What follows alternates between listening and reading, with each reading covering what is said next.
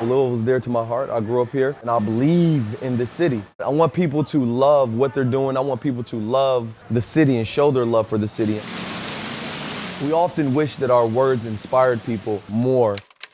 What words could you write that would make a homeless person feel like they had a home in the city, even though they don't? What are you writing will make a business person see that work isn't the end-all be-all to life? Lance had the idea of inviting poets to submit poems about love and admiration in Louisville.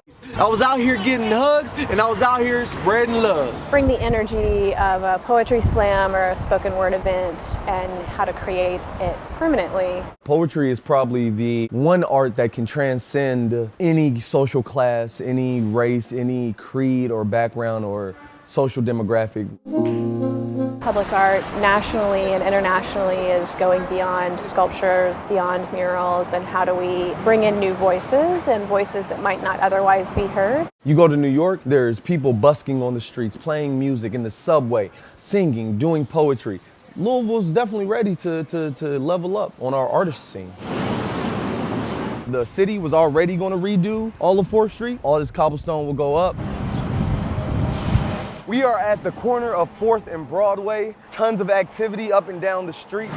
Tons of people walking from all walks of life. You always want to have like art where you know people will see it. You want to have art where you know people will appreciate it. And each one of these people will be inspired by the art. It's going to be amazing. What better place to have it than one of the busiest intersections in Louisville. We'll start here. All this will be taken up and then you'll have a big poem right here. Life is hard and to exist in it is work. It's so much work. But if we stop and we just recognize that, hey, there's air outside, I'm breathing. Hey, there's people that love me. We all have love that we have access to, and if we could just stop and appreciate it, we could get it.